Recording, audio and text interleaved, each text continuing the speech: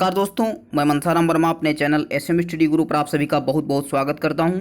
जैसा कि आप सभी को पता है कि हम लोग लगातार आपके साथ जुड़े हुए हैं, प्रैक्टिस सेट सॉल्व करवाए जा रहे हैं। उसी क्रम में ये हिंदी का छठा प्रैक्टिस सेट है और इसमें 25 क्वेश्चंस घटना चक्र टोह सीरीज से सॉल्व करवाए जाएंगे। साथ ही साथ सबका एक्सप्लेनेशन होगा, तो आप वीडियो को पूरा देखिए। समय बहुत कम है, तो आप केवल और केवल प्रैक्टिस सेट और जो अब तक पढ़ा हुआ है उसका रिवीजन ही करें, आपके लिए लाभदायक होगा। स्टार्ट करते हैं। यदि आपकी कोई क्वेरी है, कोई सजेशन है या फिर कोई पीडीएफ आपको नहीं मिल रही है, तो आप हमारे साथ जुड़ सकते हैं। यहाँ पे मेल कर सकते हैं कोई भी क्वेश्चंस, कोई भी सजेशन को smstudyguru@gmail.com पर।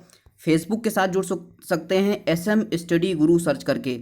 यहाँ पर 6000 से ज़्यादा लोग हमारे साथ जुड़े हुए हैं और लगातार स्टडी मटेरियल्स का लाभ उठा रहे हैं। साथ ही साथ इस वीडियो का और जितने आने वाले वीडियोज़ हैं उनके PDF फाइल आप SM स्टडी गुरु टेलीग्राम चैनल से प्राप्त कर सकते हैं, जिसका लिंक आपको डिस्क्रिप्शन में मिल जाएगा। तो पहला प्रश्न है वहाँ कोई नहीं है, तो इस वाक्य में कौन सा अव्यय है। एक बार में आपको 2 क्वेश्चंस दिखाए जाएंगे। वीडियो को पॉज करिए, आप अपना आंसर करिए और फिर मैच करिए क्या आपने आंसर सही किया था। यदि आपने सही नहीं किया था तो कोई बात नहीं, आपको सही आंसर मिल जाएगा। तो वहाँ कोई नहीं है, इस वाक्य में अव्यय कौन सा है बताना है। तो इस वाक्य में अव्यय होगा ऑप्शन बी, यानी कि स्थानवाचक। वहाँ एक स्थान सूचक शब्द है। जिस अव्यय से स्थान का बोध होता है उसे क्या कहते हैं, स्थानवाचक अव्यय। तो सभी प्रश्न इंपॉर्टेंट हैं, आप जरूर वीडियो को पूरा देखिएगा। निपात के कितने प्रकार होते हैं। सेकंड प्रश्न है, निपात के कितने प्रकार होते हैं। तो इस प्रश्न का सही आंसर होगा 9 प्रकार होते हैं। ऑप्शन नंबर सी बिल्कुल सही है। अब यहाँ पे पहला होता है स्वीकार्य, दूसरा होता है नकारार्थक, तीसरा होता है निषेधात्मक और चौथा होता है प्रश्नबोधक और विस्मयादिबोधक, बलदायक या फिर इसको हम सीमा बोधक कह सकते हैं। और नेक्स्ट होता है तुलना बोधक, अवधारणा बोधक और आदर बोधक। तो इस प्रकार आपके 9 निपात हो गए। तो निपातों की संख्या पूछी जाएगी एग्जाम में, तो आप बताएंगे कितनी होती है, 9।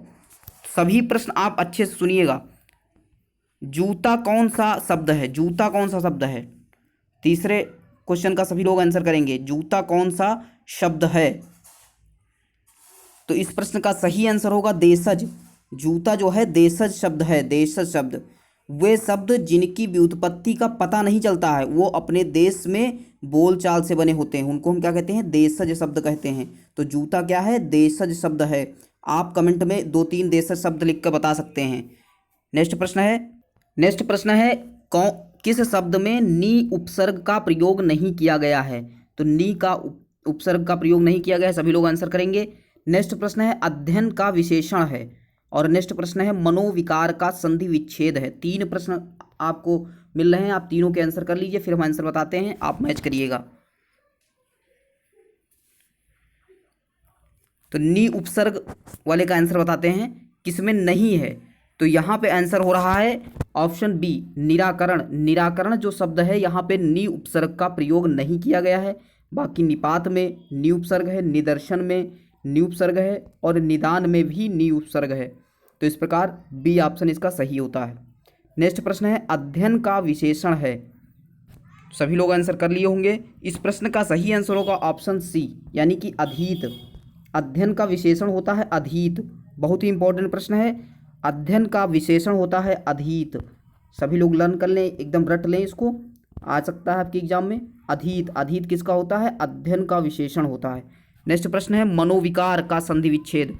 तो मनोविकार का संधि विच्छेद होगा ऑप्शन डी, यानी कि मनः प्लस विकार। मनः प्लस विकार होता है मनोविकार। इसमें कौन सी संधि है, तो इसमें है विसर्ग संधि। विसर्ग आया हुआ है, इसलिए यहाँ पे विसर्ग संधि है।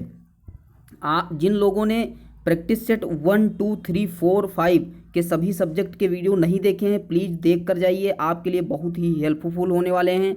यदि आपका कोई मित्र या फिर आपका कोई साथी तैयारी कर रहा है लोअर PCS की, तो उसको आप शेयर भी कर सकते हैं। नेक्स्ट प्रश्न है ऐसा पद समूह जिसका अपना अर्थ हो जो एक वाक्य का भाग हो और जिसमें उद्देश्य और विधेय हो उसे कहा जाता है, क्या कहा जाता है? ऑप्शन आपके समक्ष हैं, सभी लोग आंसर करेंगे। बहुत ही इंपॉर्टेंट प्रश्न है, कई बार ऐसे प्रश्न यूपी ट्रिपल एससी में देखने को मिले हैं कि उनकी परिभाषा पे ही प्रश्न बना दिया गया है। तो इस प्रश्न का सही आंसर होगा वाक्य, वी ऑप्शन सही होगा। यानी कि ऐसा पद समूह जिसका अपना अर्थ हो, जो एक वाक्य का भाग हो, जिसमें उद्देश्य और विधेय हो, उसको क्या कहते हैं? वाक्य कहते हैं, वाक्य कहलाता है। नेक्स्ट प्रश्न है, निम्नलिखित में से कौन सा वाक्य शुद्ध है? तो शुद्ध वाक्य को बताना है। 4 सेंटेंसेस लिखे हुए हैं, आप सबको पढ़ के बताइए कौन सा वाक्य शुद्ध लिखा हुआ है।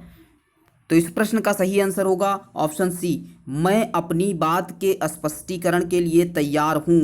मैं अपनी बात के स्पष्टीकरण के लिए तैयार हूँ, ये एकदम सही लिखा हुआ है, बाकी सभी गलत लिखे हुए हैं।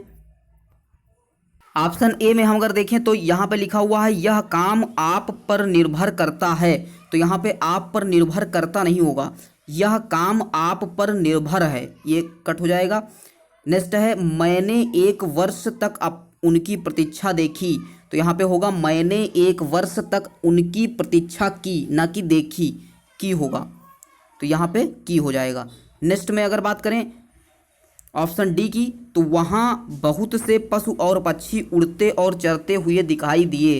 तो यहाँ पे होगा वहाँ बहुत से पशु और पक्षी चरते और उड़ते, चरते और उड़ते, पहले होगा चरना फिर होगा उड़ना, क्योंकि यहाँ पे पशु और पक्षी आया है, तो चरना पहले होगा और उड़ना बाद में। तो पक्षी चरते और उड़ते दिखाई दिए, ये होगा सही। नेक्स्ट प्रश्न है, कौन सा एक असुर का पर्यायवाची नहीं है? वेरी इंपॉर्टेंट प्रश्न है, सभी लोग आंसर करेंगे। नेक्स्ट है उदयाचल, उदयाचल का विलोम बताना है। तो दोनों प्रश्नों के आंसर आप लोग कर लीजिए। तो इस प्रश्न का सही आंसर होगा ए ऑप्शन, यानी कि जो ये गिरवाण लिखा हुआ है ये किसका पर्यायवाची होता है? तो ये होता है देवता का, किसका? देवता का पर्यायवाची होता है। बाकी जितने लिखे हुए हैं यातुधान, निशाचर, दनुज, ये सब किसके हैं? तो ये सब असुर के, राक्षस के पर्यायवाची हैं।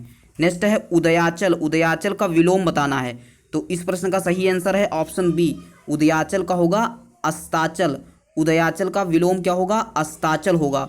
और उत्तरायण का, उत्तरायण यहाँ पे आया है शब्द, तो उत्तरायण का होगा दक्षिणायन, यहाँ पे देख सकते हैं, तो दक्षिणायन या ऐसे लिखा जाता है।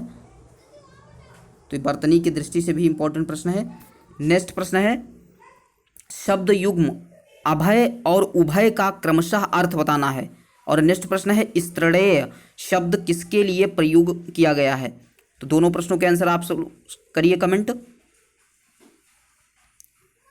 जिन साथियों ने जितने भी प्रैक्टिस सेट करवाए जा रहे हैं उनको कर लिया है, साथ ही साथ हम लोग करंट अफेयर के 2300 प्रश्नों की महाश्रृंखला जो है आपको प्रदान की जा रही है, उसको देखिए और ये देख कर जाइए प्रैक्टिस सेट, बहुत ही हेल्पफुल होने वाला है। तो आप लोगों का आंसर आ चुका होगा। तो इस प्रश्न का सही आंसर होगा ऑप्शन ए, निर्भय और दोनों। उभय का मतलब होता है दोनों और अभय का मतलब होता है निर्भय, तो निर्भय और दोनों इस प्रश्न का सही आंसर होगा ऑप्शन ए। नेक्स्ट प्रश्न है, स्त्रणेय, स्त्रणेय शब्द किसके लिए प्रयोग किया गया है?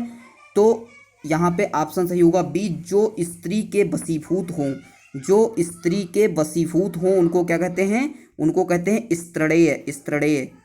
वेरी इंपॉर्टेंट प्रश्न है। नेक्स्ट क्वेश्चन है, अधिसूचना का अंग्रेजी अनुवाद, अधिसूचना का अंग्रेजी अनुवाद क्या होता है? कई बार ऐसे प्रश्न एग्जाम में आ रहे हैं न्यू पैटर्न पर। तो यहाँ पे नोटिफिकेशन, नोटिफिकेशन का मतलब होता है अधिसूचना। तो अंग्रेजी अनुवाद करना हो अधिसूचना का तो क्या होगा? तो नोटिफिकेशन होगा, नोटिफिकेशन। नेक्स्ट प्रश्न है, किस मुहावरे का अर्थ है मन की बात जान लेना? तो इस प्रश्न का सही आंसर होगा ऑप्शन बी, ऑप्शन बी बिल्कुल सही है। उड़ती चिड़िया पहचानना, उड़ती चिड़िया पहचानना का जो अर्थ होता है वो क्या होता है? मन की बात जान लेना, यानी कि ऑप्शन बी बिल्कुल सही है। नेक्स्ट प्रश्न है, एक अच्छे पत्र में कौन सी विशेषता नहीं होती है? तो नहीं होती है, तो इस प्रश्न का सही आंसर होगा कठिन भाषा शैली का प्रयोग। किसी अच्छे पत्र में कभी भी हम कठिन भाषा शैली का प्रयोग नहीं करते हैं। भाषा कैसी होती है? विचारों की सुस्पष्टता होती है, संक्षिप्तता का प्रयोग होना चाहिए, जबकि यहाँ पे कठिन भाषा शैली का प्रयोग कभी भी नहीं किया जाएगा अच्छे पत्र में। नेक्स्ट प्रश्न है, इनमें से कौन सा पक्ष का भेद नहीं है? तो पक्ष का भेद नहीं है, सभी लोग आंसर करेंगे। इस प्रश्न का सही आंसर होगा ऑप्शन सी। ऑप्शन सी यानी कि प्रश्नबोधक। प्रश्नबोधक का कोई भेद नहीं होता है। प्रश्नबोधक जो पक्ष होता है उसका कोई भी भेद नहीं होता, बाकी सबके होते हैं। नेक्स्ट प्रश्न है, वह वृद्धा चल नहीं सकती, वह वृद्धा चल नहीं सकती, यह वाक्य किस वृत्ति का सूचक है? किस वृत्ति का सूचक है? सभी लोग आंसर करेंगे। नेक्स्ट प्रश्न है, निराला की साहित्य साधना किसकी कृति है जिस पर साहित्य अकादमी पुरस्कार प्रदान हो चुका है?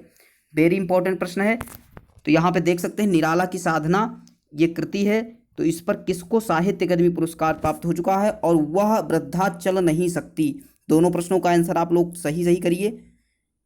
प्रश्न का आंसर जरूर करिए। अगर आप आंसर करते हैं तो हो सकता है आपका आंसर गलत हो, अगर गलत होता है तो आप उसको कभी भी भूलेंगे नहीं जो सही होगा।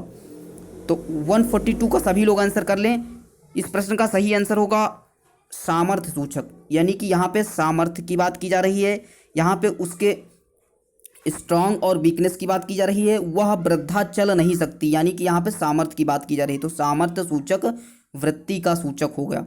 नेक्स्ट प्रश्न है, निराला की साहित्य साधना इस कृति के लिए किसको साहित्य अकादमी पुरस्कार मिला है?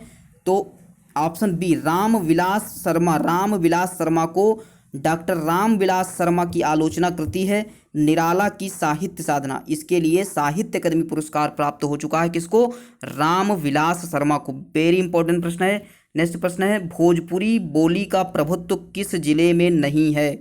तो प्रश्न को अच्छे से पढ़ना होगा एग्जाम में, नहीं और हाँ में कभी भी कंफ्यूज नहीं होना है। तो 144 का सभी लोग आंसर करेंगे। इस प्रश्न का सही आंसर होगा सुल्तानपुर। सुल्तानपुर में क्या बोली जाती है? अवधी बोली जाती है, ना कि भोजपुरी। तो सुल्तानपुर के लिए अवधी भाषा सही होगा। नेक्स्ट प्रश्न है, हिंदी में अनुस्वार किस ध्वनि का सूचक नहीं है? तो 145 का सही आंसर होगा या ऑप्शन नंबर डी, या सही होगा। बाकी लिखा हुआ है अंगा, इया और अड़ा, इसमें जो है अनुस्वार ध्वनियाँ हैं, जबकि या जो है अंतस्थ ध्वनि है। कौन सी? अंतस्थ व्यंजन का उदाहरण है या, अंतस्थ। तो इंपॉर्टेंट है प्रश्न। नेक्स्ट प्रश्न है, गद्यांश लिखा हुआ है, गद्यांश को हम लोग बाद में सॉल्व करते हैं। पहले प्रश्नों को गद्यांश में दिए गए प्रश्नों को पढ़ते हैं और फिर उसमें जो की पॉइंट्स होते हैं उनको हम पैराग्राफ में ढूंढ लेते हैं, गद्यांश में ढूंढ लेते हैं और हमारा आंसर आसानी से कम समय में आ जाता है। तो सबसे पहले पढ़ना होगा, उत्साह के भेद किस आधार पर किए गए हैं? नेक्स्ट प्रश्न है, उत्कंठापूर्ण आनंद किसके अंतर्गत लिया जाता है? साहित्य मीमांसकों ने वीरता के कौन कौन से भेद किए हैं? सबसे प्राचीन कौन सी वीरता है? युद्ध वीरता के लिए किस प्रकार की प्रवृत्ति अपेक्षित है? तो आपके जो प्रश्न है ये समझ में आ गए होंगे। अब हम पढ़ लेते हैं यहाँ पे गद्यांश। यहाँ पे जो लिखा हो, उत्साह के भेद किस आधार पर किए गए हैं? तो यहाँ पे उत्साह के भेद शब्द को हम ढूंढना है हमको, देखते हैं। तो यहाँ पे लिखा हुआ है, उत्साह के दो भेद होते हैं। कौन कौन से? कष्ट या हानि। कष्ट या हानि भेद अनुसार उत्साह के भी भेद हो जाते हैं। तो यहाँ पे आप देख सकते हैं ऑप्शन आपको मिल चुका है 146 का सही आंसर, कष्ट या हानि के भेद के आधार पर उत्साह के भेदों को किया गया है। नेक्स्ट प्रश्न है, उत्कंठापूर्ण आनंद किसके अंतर्गत लिया जाता है? तो उत्कंठापूर्ण यहाँ पे ढूंढना है आपको, तो उत्कंठापूर्ण जहाँ पे मिल जाए वहीं पे आपका सही आंसर हो जाएगा। तो देख सकते हैं यहाँ पे, तो सेकेंड लाइन आप देख सकते हैं यहाँ पे लिखा हुआ है, उन सबके प्रति उत्कंठापूर्ण आनंद उत्साह के अंतर्गत। किसके अंतर्गत? उत्साह के अंतर्गत इसका सही होगा। तो यहाँ पे आप ढूंढिए, उत्साह के अंतर्गत ऑप्शन बी में मिल जाएगा, बिल्कुल सही आंसर है। नेक्स्ट प्रश्न है, साहित्य मीमांसकों ने वीरता के कौन कौन से भेद किए हैं? तो इस प्रश्न का सही आंसर क्या होगा? यहाँ पे देख सकते हैं, तो यहाँ पे लिखा हुआ युद्ध वीर, दान वीर, दया वीर इत्यादि भेद हैं किसके? साहित्य मीमांसकों की दृष्टि से। तो यहाँ पे सही होगा ऑप्शन ए। ऑप्शन ए बिल्कुल सही होगा, युद्ध वीर, दान वीर और दया वीर। नेक्स्ट प्रश्न है, सबसे प्राचीन कौन सी वीरता है? तो यहाँ पे लिखा हुआ है सबसे प्राचीन कौन सी वीरता है? तो देख सकते हैं यहाँ पे सबसे प्राचीन और प्रधान युद्ध वीरता है। कौन सी? युद्ध वीरता। तो युद्ध वीरता इसका सही आंसर होगा ऑप्शन डी। ऑप्शन डी बिल्कुल सही आंसर है। आपको प्रश्न अच्छे लगे हों वीडियो अच्छा लगा हो तो आप लाइक करिए और इसको अपने फ्रेंडों के साथ ज़्यादा से ज़्यादा शेयर करिए, जिससे सभी साथी हमारे साथ जुड़ सकें। समय बहुत कम है तो आपको बहुत ही सिलेक्टेड पढ़ना होगा, तभी आपका एग्ज़ाम क्वालिफाई हो पाएगा, क्योंकि भीड़ बहुत ज़्यादा है। और आप लोग कहेंगे तो हम आपको जो 5 दिन की स्टडी 6 दिन की स्टडी है हमें क्या पढ़ना है, हम एक वीडियो आपको प्रोवाइड ज़रूर करवा देंगे। युद्ध वीरता के लिए किस प्रकार की प्रवृत्ति अपेक्षित है? तो इस प्रश्न का सही आंसर सभी लोग करेंगे। तो यहाँ पर लिखा हुआ साहस और प्रयत्न दोनों चरम उत्कर्ष पर पहुँचते हैं, ये यहाँ पे सही होगा। आप पूरा थोड़ा पढ़ेंगे तो आपको पता चल जाएगा। तो ऑप्शन नंबर सी बिल्कुल सही है, यानी कि साहस, प्रयत्न और कष्ट सहने की धीरज जो है युद्धवीरता के लिए अच्छी प्रवृत्ति मानी जाती है। तो इस प्रकार आपका वीडियो समाप्त हुआ। नेक्स्ट वीडियो के साथ मिलते हैं, नेक्स्ट प्रैक्टिस सेट के साथ मिलते हैं। तब तक के लिए धन्यवाद। जय हिंद, जय भारत।